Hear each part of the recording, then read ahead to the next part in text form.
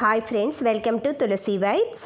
అందరూ బాగున్నారండి. పూర్ణాలు అవి ఎలా చేయాలి అనేది పండగలకి అలా చేస్తాం కదా, అవి చూపిస్తాను. ముందుగా పచ్చిశనగపప్పునైతే నానబెట్టి బాయిల్ చేసి పెట్టుకోవాలి. బాగా మెత్తగా బాయిల్ అయిన తర్వాత అయితే పచ్చి కొబ్బరి, మనం యాలుక్కాయలు విడిగా మిక్సీలో వేసి గ్రైండ్ చేసుకోవాలండి. ఆ ఉడకబెట్టిన పచ్చిశనగపప్పుని వడకట్టుకొని మిక్సీలో పేస్ట్ వేసి ఇలా బెల్లం యాడ్ చేసుకొని, కేజీ శనగలకి మనకి 1/2 కిలో బెల్లం క్వాంటిటీ అండి, అది వేసేసి ఈ మిక్సీ పట్టుకున్న పచ్చిశనగపప్పుని బెల్లాన్ని రెండింటిని ఇలా పొయ్యి మీద పెట్టి దగ్గరకు వచ్చిందాకా కరిగిపెట్టి ఆరబెట్టామనుకోండి, మనకి శనగపిండి తొందరగా గట్టిగా అయిపోతుంది. ముందు రోజు ఇంకా మీరు తయారు చేసుకొని ఫ్రిడ్జ్లో పెట్టుకున్నారంటే ఇంకా గట్టిగా అవుతుందన్నమాట.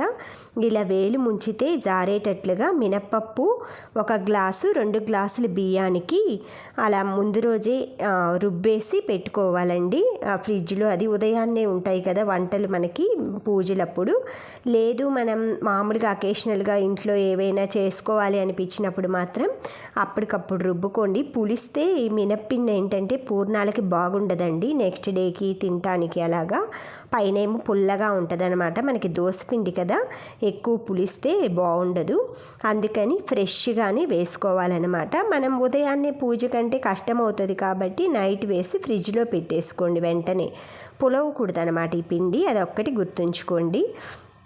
తర్వాత మనం తయారు చేసుకున్న ఈ ముద్దు ఉంటుంది కదా, శనగపప్పు బెల్లం మిశ్రమం, దాన్ని ఇలా బజ్జీలాగా పిండిలో ముంచేసి, మనం బజ్జీ పిండి ఎలా క్వాంటిటీ కలుపుతామో వేలు ముంచితే మనకి వేలుకు పట్టుకొని ఉండాలన్నమాట పిండి.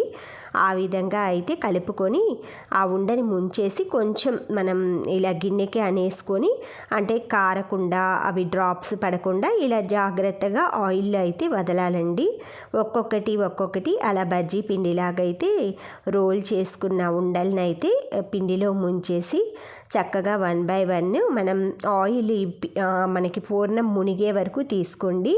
ఎక్కువ ఆయిల్ అది మళ్ళీ రీహీట్ చేయటం కూడా బాగుండదు కాబట్టి నేను చిన్న బాండ్లీ పెట్టుకొని ఒక్కసారి వేయించటానికి 7 అట్లా పడతాయండి ఈ బాండ్లీలో. చూశారు కదా, అలాగా స్టీల్ బాండ్లీ అయినా మనం నాన్ స్టిక్ పాన్ అయినా ఏవైనా వాడచ్చండి. ఐరన్ బాండ్లీ అయినా సరే. మరీ పల్చటి బాండ్లీ అయితే తీసుకోవద్దండి, ఎందుకంటే బాండ్లీ హీట్ అయిపోతుంది. ఇవేంటంటే హీట్ మీద పైన కాలి లోపల పచ్చిగా ఉంటాయండి. పూర్ణం కాలటానికి ఎక్కువ టైం కూడా పట్టదు, ఎందుకంటే ఆల్రెడీ లోపల స్టఫ్ అంతా ఉడకపెట్టింది కాబట్టి.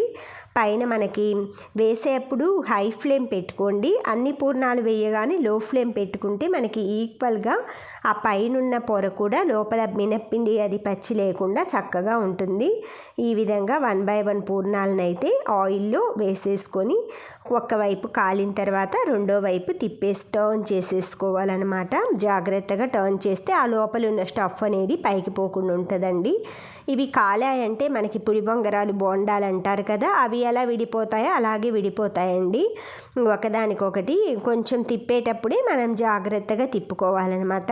టర్న్ చేసేటప్పుడు ఈ విధంగా మొత్తం అయితే పూర్ణాలు 1 by 1 తిప్పేసేసుకొని ఆయిల్ జాలిగంట ఉంటుంది కదా మనకి, అందులో వేసేసి వడసిబ్బిలో వేసి కొంచెం చల్లారిన తర్వాత అయితే అన్నీ ఒక పప్పు డబ్బాలో కానీ మనం దేవుడి దగ్గర కానీ అన్నీ సర్వ్ చేసుకోవచ్చు.